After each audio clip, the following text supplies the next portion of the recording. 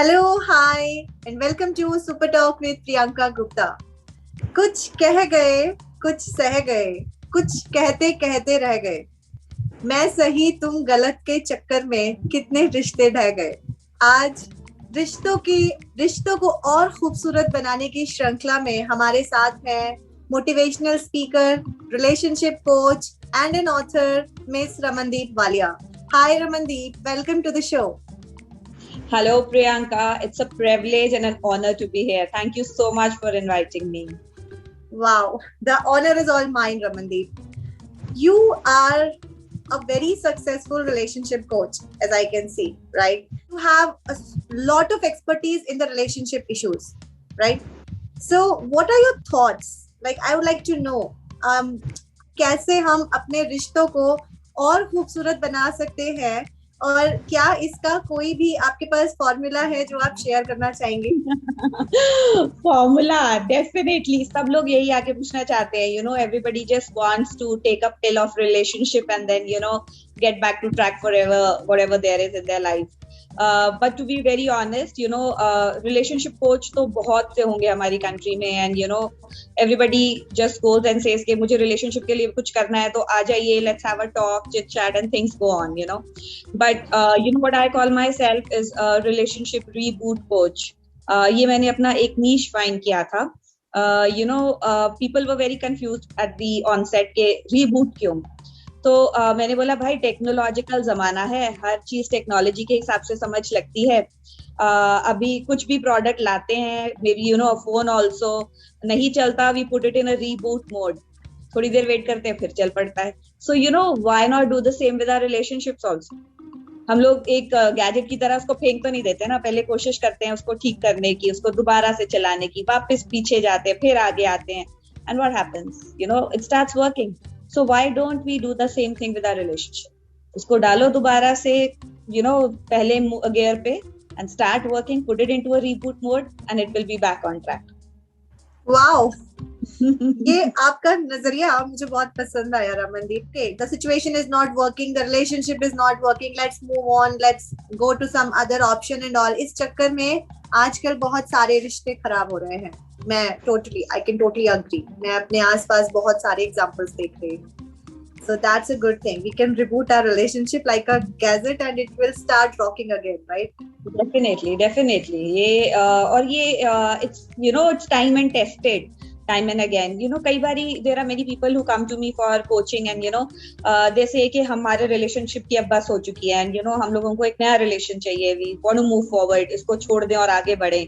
My first and foremost question is, do you have a guarantee that the new one is also going to work for you? ये नहीं मैं बोलूंगी कि मेरी कोई पुरानी धक्यानुसी सोच है. No, I am a modern lady. I work according to modernism. But my only thing is, जब एक चीज नहीं चल सकी, जरूरी तो नहीं कि दूसरी भी चले. So if you have something in hand, why don't you try to bring the best out of it? There is a very interesting activity which I do through my coaching system, which is holding on and letting go. हमें इतना मालूम होना चाहिए कि कौन सी चीज को पकड़ के रखना है, कौन सी चीज को जाने दी. रिश्ता मत जाने दो, उसके अंदर जो बुरी चीजें हैं उसको जाने दो, जो अच्छा है उसको पकड़ के रखो. Awesome. ये नजरिया बहुत नया है. I hope it works all the time. Yeah. It definitely does. I have had successful cases जहाँ पे ये चीज बहुत काम आती है. Okay. So रमनदीप, आपके हिसाब से आजकल सबसे ज्यादा जो रिलेशनशिप ग्लिचेस आ रहे हैं वो किस वजह से हैं? Like is it because of females और मेल्स और बोथ ऑफ देम, या कोई स्पेसिफिक रीजन है उनके बीच में, या कोई मिसअंडरस्टैंडिंग है जिसकी वजह से मैं देख रही हूँ आजकल रिलेशनशिप्स में बहुत ज्यादा इश्यूज आ रहे हैं. जितना सक्सेसफुल होता जा रहा है इंसान, उतने ही उसके रिश्ते कमजोर होते जा रहे हैं. एम आई राइट? ट्रू. एक ना कॉन्सेप्ट आजकल बहुत चल रहा है, एक टर्म है जिसको हम बोलते हैं प्रिवेसी. इंडियन हिंदी के हिसाब से चले तो प्राइवेसी. तो जो ये वर्ड है ना, I feel this is a fake concept of modernism. I call privacy a very fake concept, specially of modernism. हो क्या रहा है कि पहले अगर आपको याद होगा, हमारे घर में एक टीवी होता था और हम लोग एक लिविंग एरिया, जिसको कई बारी हिंदी में बैठक का नाम दिया जाता था, वहां पे बैठ के, या बेरांडा, वहां पे टीवी होता था, सब वहीं बैठ के टीवी देखते थे। वो एक टाइम होता था फैमिली का, to sit together, to enjoy, to discuss. अब प्रिवेसी के नाम पे क्या हो गया, जितने कमरे उतने टीवी। अब बच्चे अपने हिसाब से देख रहे हैं, पेरेंट्स अपने हिसाब से देख रहे हैं, and you'll not believe me, कहीं तो ऐसे हस्बैंड वाइफ हैं जिन्होंने या तो एक कमरे में ही 2 टीवी रखे हैं, या उनके रूम्स ही अलग अलग, हर किसी को। There are examples I can give you. तो लोगों को ना प्राइवेसी चाहिए हर चीज में। देखो, पहले एक फोन होता था, जब उसकी बेल बजती थी ना, हम सब अपने अपने कमरों से भागते थे उस फोन को उठाने के लिए। तो वो एक्साइटमेंट लेवल कितना रहता था ना, कि क्या बात है, कौन है, क्या बात होने वाली है। अब तो जहां जाए, डाइनिंग टेबल पे भी जितने लोग बैठे हैं, सब अपने फोन्स पे लगे रहते हैं, and what the person is doing you don't know. इससे क्या होता है, एक शक पैदा होता है कई बार रिलेशनशिप। वाइफ सोचती है, हस्बैंड चाहे अपने काम पे ध्यान दे रहा हो, ऑफिस से आके काम के कुछ मैसेजेस चल रहे हैं, वाइफ को होगा ये मुझे टाइम नहीं दे रहा, ये जरूर कहीं और लगा हुआ है, and the same can go for the husband also.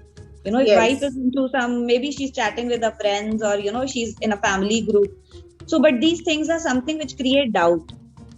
तो वो जो एक पहले वाले माहौल में वो जो मजा, फन लाइफ का था ना, वो कहीं ना कहीं इस मॉडर्निज्म ने खत्म करके रख दिया है, या कहीं हमने खत्म कर दिया। सच में, totally agree. Yeah. So, Ramandeep, how do you manage this work-life balance? Like, on a personal note, आपके पास कोई सीक्रेट रेसिपी है जिससे आपने अपना इतना सुंदर सा रिलेशनशिप बरकरार रखा हुआ है, और साथ में आपकी सक्सेस भी इट्स रीचिंग द हाइट्स? तो is there any formula for that? I believe मेरे लिए तो सबसे बड़ी मोटिवेशन, सपोर्ट मेरे हस्बैंड रहे हैं। मुझे, बिकॉज एक फैमिली में जब आप आते हैं, आप नए होते हैं, you are just one, but there are so many people जिनके साथ आपने अपनी एक यूनिटी क्रिएट करनी होती है, कंफर्ट लेवल क्रिएट करना होता है। And I believe if the husband supports the wife और makes it comfortable for her, things become very easy.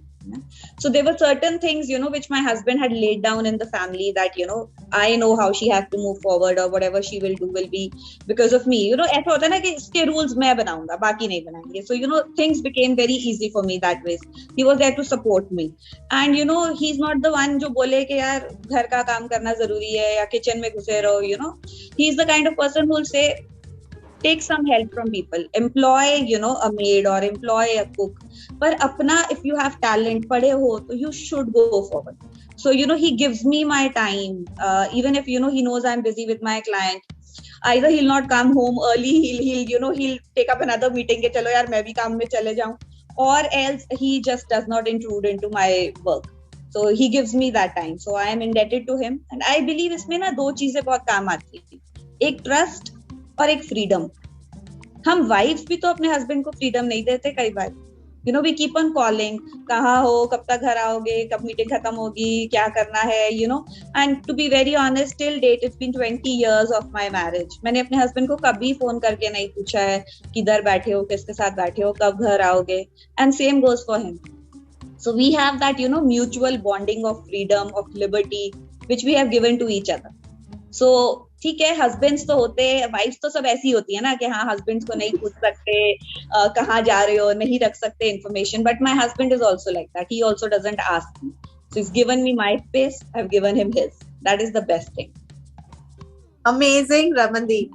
Can I say that you are sort of lucky to have a husband like the role model, I can say? Definitely, yeah. Definitely. I call myself the luckiest. And on this, I would like to share one thing, है तो comedy लगती है, but I would like to share. I met my husband at a wedding, and probably we were dating each other. We told our parents liked both of us, we were known as friends to each other. हमारी शादी हो गई. So when, our kids grew up, we are very open with our kids and very frank. So I told my kids, we've had a love marriage, and, we liked each other, and our parents allowed us, and we got married. And my kids were surprised. कहते मम्मा पर आपको तो दादी के घर में भी कोई कुछ नहीं बोलता, नानी के घर में भी कोई कुछ नहीं बोलता. Everybody talks to you very nicely and loves you. I said, so what's the difference? He said, नहीं, जो जिनकी लव मैरिज होती है उनको तो परिवार वाले छोड़ देते हैं. It's like, yes. The family doesn't accept. We are in such a society where till date family doesn't accept the love marriage. And I said I was lucky in that manner that our parents were also supportive. So yes, I've had a very, very strong support system all through my life. That has made my life easier. Yes, Ramandeep, I can see that. I can see that glow, that charm in your personality. But one thing, like as a girl, as a lady, I can say one thing that सिर्फ हमारा परिवार नहीं decide करता है कि हमारे साथ कैसा बर्ताव करना है. कहीं ना कहीं हम लड़कियां भी डिसाइड करवाने में बहुत अहम रोल प्ले करते हैं. Am I right? Very true, very Because true. अगर आपके नजरिए से पूछा जाए कि ठीक है, you got a lot of love from in-laws, from family, from your husband. That's awesome, that's beautiful, and maybe it is a part of luck. But आपने भी कुछ मेहनत, आपने भी कुछ अपनी तरफ से कुछ रोल प्ले किया होगा, कुछ चीजों का, मर्यादाओं का ध्यान रखा होगा. क्या आप उन्हें थोड़ा सा शेयर करेंगे ताकि हर लेडी को एक हिंट मिल सके, एक एडवाइस, पीस ऑफ एडवाइस मिल सके कि अगर उसे चाहे लव मैरिज हो या अरेंज मैरिज हो या कैसे भी सॉर्ट ऑफ रिलेशनशिप में है वो, but there is always a mutual understanding between the members of the family and you know all the systems going around. Actually क्या है, भगवान ने, मैं ये मानती हूँ कि भगवान ने हमें जब इस दुनिया में भेजा है ना, तो हर किसी को एक ना एक किसी अलग खूबी के साथ भेजा होता है, एक पर्पस के साथ भेजा होता है. और प्रॉब्लम क्या है कि हम लोग उस खूबी को, उस गुण को, उस टैलेंट को पहचान नहीं पाते. और कई बार ये सालों साल लग जाते हैं ये समझने में कि हमारा इस दुनिया में आने का मकसद क्या है. और कई लोग तो ऐसे होते हैं जो बिना मकसद पूरा किए इस दुनिया से चले भी जाते हैं. और ये नहीं कहा जाएगा कि वो खुश नहीं होते, वो खुश रहते हैं, पर शायद जिस मकसद के लिए आए होते हैं उसे बिना किए खुशी खुशी चले भी जाते हैं. और शायद मैंने शायद बहुत पहले ये देख लिया था, बिकॉज हम लोग 3 बहनें हैं, हमारा कोई भाई नहीं है. और मेरे पापा भी अकेले हैं, उनका कोई बहन भाई नहीं था. उनके पेरेंट्स की डेथ भी मेरी मामा की शादी से पहले हो चुकी थी. तो हर कोई यही सोचता था कि तीसरी तो शायद बेटा ही होगा, भगवान ने 2 बेटियां दे दी, तीसरा शायद हो जाए. तीसरी बहन भी हुई, तब लोगों को और बातें करने का मौका मिल गया. और मैं ये आज तक नहीं समझ पाई कि लोगों को बातें क्यों करनी होती है. जब मेरे पेरेंट्स खुश हैं तो उनको क्या दिक्कत है इन सब चीजों से. फिर कहीं ना कहीं जैसे मैं बढ़ती गई, मेरी और भी 2 बहनें हैं. ये नहीं कि वो भी बहुत टैलेंटेड हैं, they are educated. My elder sister works with an NGO, my younger one is self dependent, she is also working. But मैं कहीं ना अपने बाप के लिए हमेशा एक लड़का रही. For my dad I have always been a boy. और उनके बिजनेस में उनकी हेल्प करनी, तो ये बातें इनबॉर्न थी, शुरू से ही ऐसा चलता रहा. और इनफैक्ट कई बारी तो मेरे ना मदर कहते होते थे कि शायद भगवान ने तुझे गलती से लड़की बना के भेज दिया, कि पैदा तो एक लड़का होना चाहिए. और जब मेरी शादी हुई ना और डोली की विदाई का जब टाइम था, तो मेरे डैड ने मेरा हाथ मेरे हस्बैंड के हाथ में पकड़ाते हुए कहा, मैं अपना राइट हैंड तुझे दे रहा हूँ. उस टाइम मुझे लगा कि is that so much I meant to my dad. और उस दिन किसी को अपना राइट हैंड मतलब कहना, मतलब कि जो ज्यादा इंपॉर्टेंट चीज है, राइट, हमारा राइट हाथ के बिना हम चल नहीं पाते. And that is the time my husband also realized how much I had been doing for my dad और what I would mean to my dad. और उस दिन के बाद फिर मैंने पीछे कभी नहीं मुड़ के देखा. My just life went on and on and on. So शायद वो चीज भगवान ने ही दे के भेजी थी. एंड मैंने रियलाइज बहुत जल्दी कर लिया कि मुझे किस गुण, किस पर्पस के लिए भगवान ने भेजा है. ऑसम. हम भी अगर अपने अपने गुणों को रियलाइज करके और इस जर्नी में अपना 100% देकर अगर बिना पीछे मुड़े बस सक्सेस की तरफ आगे बढ़ते जाए, चाहे वो सक्सेस हमारे रिलेशनशिप्स में हो, चाहे वो हमारी खुशियां ढूंढने में हो, या फिर बहुत सारा पैसा कमाने में हो. Success can be anything, right? That mantra, the formula you shared, Ramandeep, it's gonna help a lot of lives. I'm damn sure about it. Ramandeep, Definitely. first of all, I would like to congratulate you for being an Amazon bestseller. Okay? आपने हाल ही में अपनी किताब publish की है. I want कि आप उसके बारे में थोड़ा सा हम लोगों को बताएं. Yeah, it is my privilege to share with you my book, which is Womb to World: Journey of an Egg. इस बुक में मैंने एक एग की जर्नी लिखी है, यू नो, माँ के गर्भ के अंदर वो क्या महसूस कर रहा है। और जो सबसे इम्पोर्टेंट चीज या मेरी बुक को सबसे हटके बनाती है ना, वो है कि उसने अपने फादर का नजरिया लिखा। ये चीज मैंने तब सोची जब मैं खुद अपने पहले बेटे को कैरी कर रही थी। जब मैंने उसको कंसीव किया तो मैंने देखा हर कोई मुझे आके कॉन्ग्रेचुलेट कर रहा है, मेरे बारे में पूछ रहा है, मेरी तबीयत के बारे में, मैं कैसा महसूस कर रही हूँ, मैं क्या खाना चाहती हूँ, मैं कहाँ जाना चाहती हूँ, मुझे ये चीज मुझे कहीं ना कहीं दिक्कत दे रही थी कि ठीक है, I am carrying a baby inside me, मैं मदरहुड की तरफ जा रही हूँ, पर मेरे हस्बैंड भी तो फादरहुड की तरफ जा रहे हैं, कोई उनके बारे में क्यों नहीं सोच रहा। ठीक है, माना कि जन्म देना बहुत मुश्किल है, and it is the best gift and the only gift that God has given to a mother, जो चाह के भी फादर्स नहीं कर पाते। बट इसका मतलब ये नहीं है कि उनकी कॉन्ट्रीब्यूशन, उनके डर, उनकी इनसिक्योरिटीज कम है। मैं एक छोटा सा वाक्य आपके साथ शेयर करूंगी अपनी बुक में से, बिकॉज आई वॉन्ट कि आप जाइए और जरूर पढ़िए। एक छोटा सा वाक्य है जिसमें ना घर में पूजा रखी जाती है, जब ताकि रिश्तेदारों को बताया जा सके कि हमारे घर में एक नन्हा मेहमान आने वाला है। तो उस टाइम पे मुझे नए कपड़े दिलाए गए, मेरे लिए ज्वेलरी आई, मुझे सजाया गया, और मेरे हस्बैंड ने अपना एक पुराना कुर्ता पजामा निकाला, डाला और आ गए। तो सब मुझे ही प्यार कर रहे हैं, सब बोल रहे हैं बहुत सुंदर लग रही है, बहुत अच्छी लग रही है, क्या ग्लो है। और मैं यहाँ वहां ढूंढ रही हूँ अपने हस्बैंड के लिए, और जैसे ही वो मुझे नजर आते हैं और वो एक स्माइल करते हैं कि हाँ यू आर लुकिंग गुड, वो एक कॉन्फिडेंस आ जाता है that yes I am the most beautiful woman now. But साथ में उनके लिए कोई गिफ्ट नहीं आया, सब मुझे शगुन डाल रहे हैं, मेरे लिए सूट्स ला रहे हैं, होने वाले बच्चे के लिए ड्रेसेस ला रहे हैं जो कि अभी आया भी नहीं और मालूम भी नहीं है लड़का या लड़की है। तो मैंने सोचा कि मेरे हस्बैंड के लिए क्यों नहीं, that was something which was irritating me inside. तब मैंने सोचा कि क्यों ना ऐसा कुछ लिखा जाए जिसमें एक बच्चा ही अपने बाप के बारे में लिखे कि मेरे डैड, मेरे फादर क्या महसूस कर रहे हैं, जैसे जैसे मैं बढ़ रहा हूँ वैसे वैसे मेरे फादर फादरहुड की तरफ जाते हुए क्या महसूस कर रहे हैं, उसके बारे में मैंने ये बुक लिखी। Wow, Ramandeep, I never thought about it. I recently became a mother, and आपका ये जो इंसिडेंट है ना, मुझे अंदर तक छू के चला गया। And I'm sure that it gives a really strong message to all of us. सच में हम पिता की भावनाओं को नजरअंदाज कर देते हैं, लेकिन वो भी अपने अंदर एक जंग लड़ रहे होते हैं, चाहे वो डर से हो, चाहे वो एंजाइटी से हो, चाहे वो खुशियों से हो। आपने बहुत अलग नजरिया दिया है। Thanks a lot Ramandeep, it's so new and या सो आपके हिसाब से आप क्या बताना चाहेंगे कि क्या फील करते हैं एक पिता?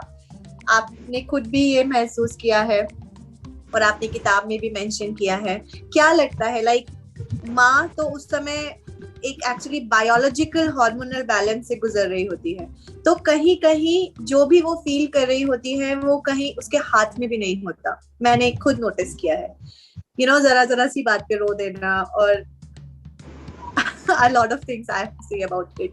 But about a father, क्या लगता है आपको कि जो वो जर्नी फेस कर रहे होते हैं, how does he feel about that journey?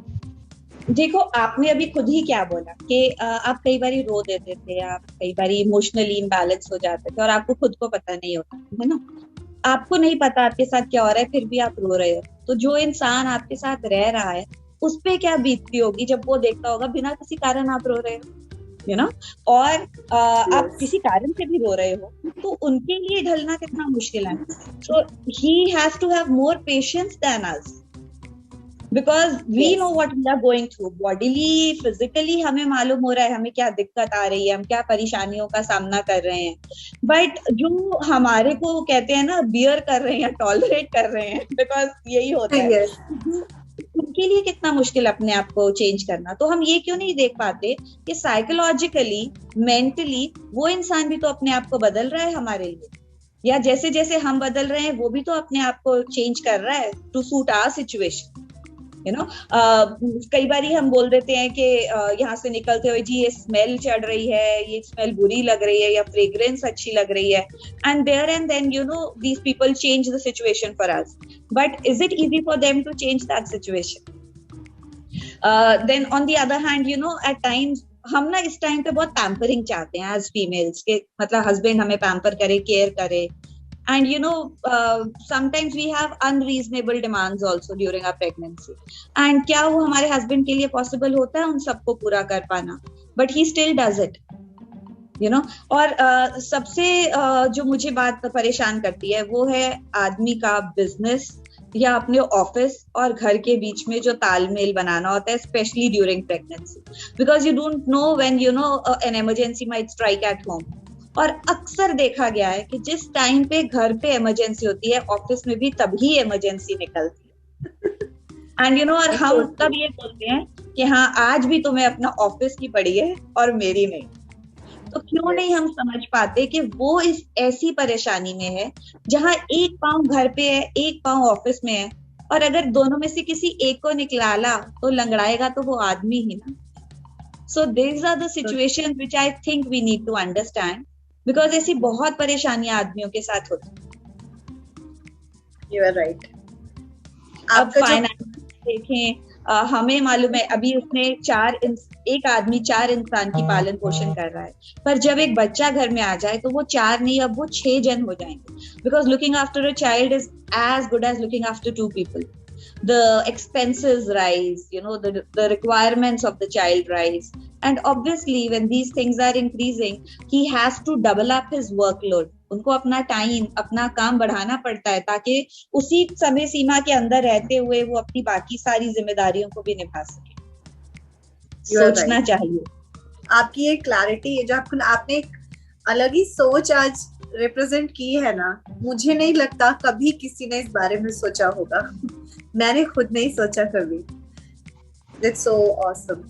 तो रमनदीप, आपके कोई बड़े like the ultimate dream in your life आप शेयर करेंगे? What is the biggest picture you have as your dream? जब मैं छोटी थी, तब मुझे लगता था कि मुझे एक ब्रांड बनना है, हर कोई मुझे जाने। जब मैं एयरपोर्ट से, चाहे डोमेस्टिक एयरपोर्ट पे ही क्यों ना उतरूं, तो लोग जाने कि यार ये रमनदीप पालिया है। तो पर मुझे ये नहीं मालूम था कि मुझे कैसे अपने आप को ऐसे एक ब्रांड क्रिएट करना है। एंड देन जैसे मैंने बोला, मुझे अपना पर्पस पता लगा, because all through my life, even when I was a child, I used to help people a lot. चाहे मैं अपने घर पे अपने फ्रेंड्स, फैमिलीज, आस पड़ोस, नेबर्स, प्यून्स, हमारे से ड्राइवर्स, हमें हमेशा सबकी हेल्प करना मैंने अपना फर्ज माना, और ऐसे ही चलता रहा till the time I realise that this is the need of the hour and why not make it your profession. So that is when I got certified and I became a internationally certified life coach. फिर मैंने अपना niche ढूंढा, और though I am as per God's grace and as what people say around, I'm quite established and known, but still I feel there is something missing.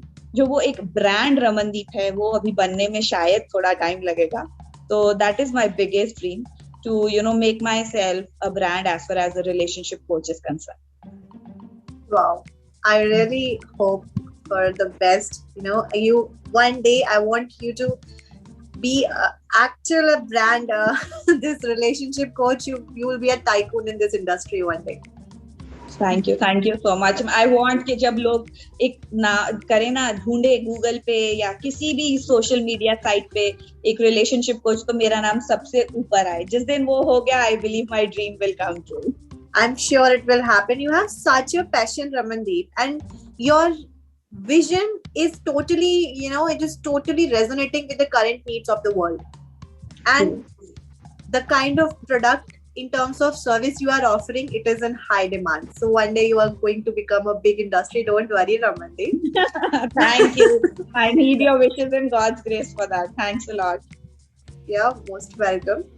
Ramandeep, being this much strong and powerful women, okay, do you think like there has been some critical success factors for you to achieve these heights? Yeah, focus is the biggest thing in life, I believe. That sense, because we lose our focus. बहुत बार होता है, किसी चीज पे interest आता है, करते हैं, थोड़ी देर के बाद छोड़ देते हैं, बोर होते हैं, आगे निकल जाते हैं. मैं ये नहीं कहूंगी मैंने नहीं किया, मैंने भी बहुत गलतियां की लाइफ में.